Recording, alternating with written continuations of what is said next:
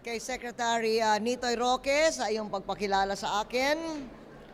At gusto ko rin magpasalamat kay Brother Victorino Balais, ang kinatawan ng mga manggagawa sa SSS sa inyong panukala para sa ngayon at sa darating na panahon.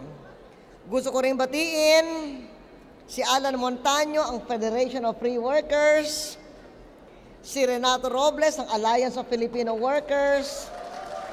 Ayun. Mga OFW ang kinakatawan ninyo, ano? Okay. Okay. Si Reggie Rico Hermoso ng NATO. Congratulations sa nanalo ninyong kasapi. Si Sister Bernadette de Guzman na tumutulong sa mga migrante.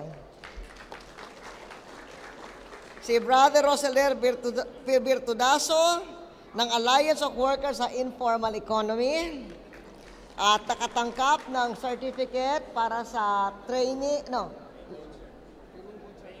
training vouchers para sa mga kasapi. Si SP Ocampo ng PIGEA. Si Leonardo Desierto ng Alliance of Independent Unions in Hotels and Restaurants. Ibang mga leader at member ng National Labor Groups. Ang ating host dito, si Tessie C. Coson of SM Group, na ang dami-daming trabaho ang nabigay. At sa mga dakilang manggagawang Pilipino na kinakatawan ninyo, isang mainit na pagbabati sa Labor Day. Ito ay araw na pasasalamat sa dakilang manggagawang Pilipino. Nagbubunyi at nagdidiriwang tayo para sa lahat na nagawa ng ating mga dakilang manggagawa tungkol sa pag-unlad ng bansa. Ito'y araw ng pasasalamat sa inyong lahat kasi nga ang tema, kaagapay sa pagbabago. Salamat sa inyong pagkakaagapay sa pagbabago, mga katuwang tungo sa kaunlaran. Itong araw din ang pagpapasalamat sa lahat ng mga tumulong upang magtagumpay ang mga manggagawa sa iyong mga adhikain sa loob ng 9 na taon. Nariyan mga kinatawan ng inyong mga employer. Nariyan rin mga katawan ng pamahalaan dahil tripartite ang ating patakaran sa ating administrasyon.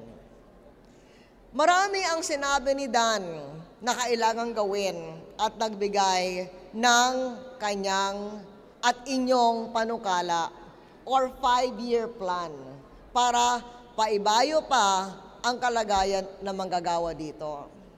Ngunit nagpapasalamat din ako sa kanya na kinilala naman niya na marami na rin tayong nagawa nitong ating administrasyon. Kasi talaga naman, napakalaking agwat ng kalagayan noong Enero 2001 at ngayon. Hari nawang nabura na ng panahon sa isipan ang mga masasakit na alaala ng panahong yon kung saan magulong-magulo ang ating politika at nasabingit tayo ng pagkabangkrote. Noong panahon noon, 2001, walang gustong mamuhunan at kaya't halos walang bagong trabahong nalilikha. Panahon yun ng kawalan ng trabaho, maliit na sweldo, mataas na inflation. Ang utang ng bansa ay mas malaki pa kaysa sa ating GDP noong panahong yun.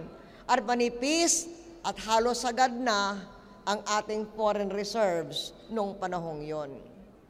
Noong ako ay napasok bilang Pangulo, alam ko bilang ekonomista na dapat pigilan ang palabas na daloy ng salapi at kumilos agad upang mapalaki ang pondo ng bansa.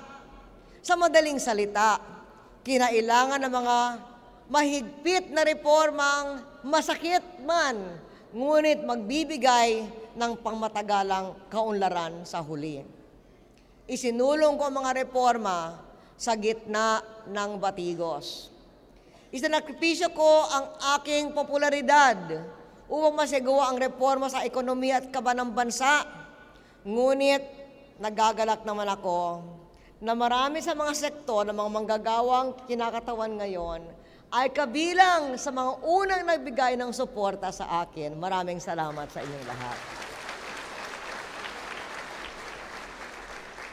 Mula sa simula, ito mga gawaing sinuporta ninyo at ang inyong napakaliking tulong ay humubog ng building blocks ng pagbabago na naghatid ng 37 quarters ng sunod-sunod na paglago ng ekonomiya at paglikha ng 9 milyong trabaho.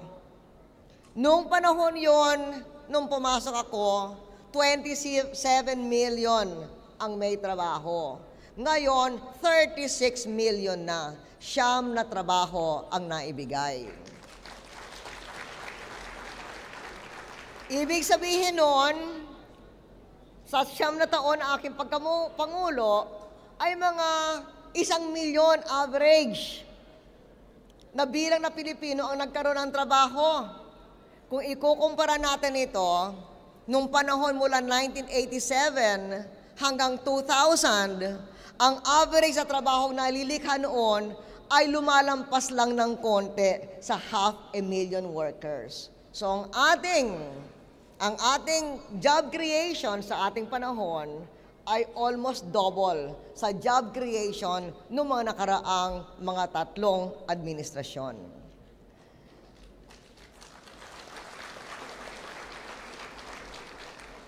Ginagalang natin yung mga sinabi ni Brother Vic at sisikapin natin na ipagtrabaho yun ngayon at sa mga darating na panahon.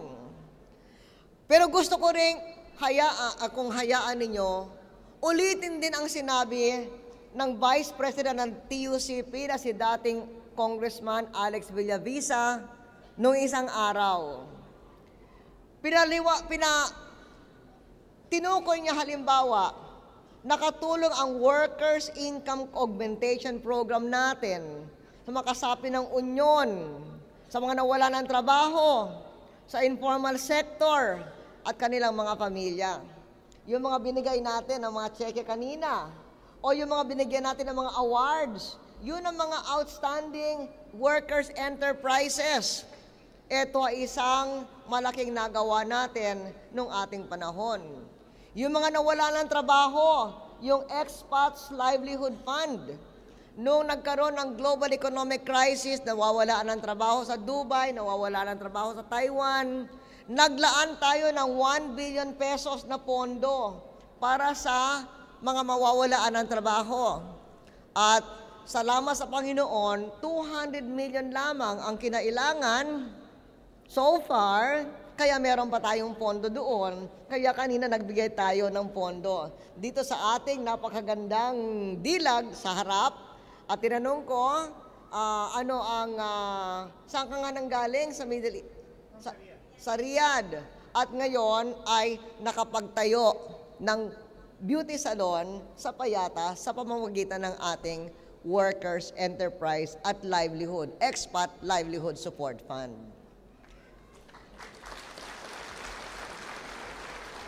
Kaya ngayon, gusto kong bisitahin yung sa Pagadian yung hotel na tinayo ng mga pinatatakbo ng mga workers mismo.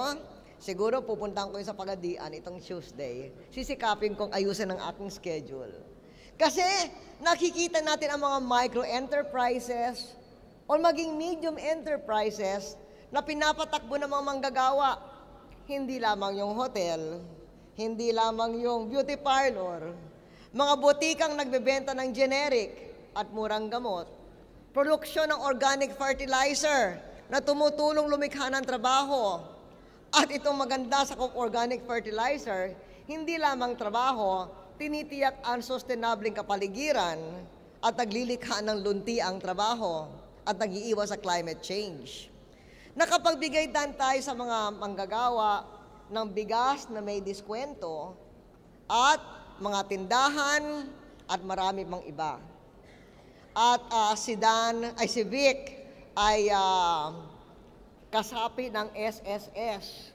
Siguro naaalala niya, nung nagkaroon ng malubhang kalagayan nung tumaas ng presyo ng mga, nung nagkaroon tayo ng oil crisis yata,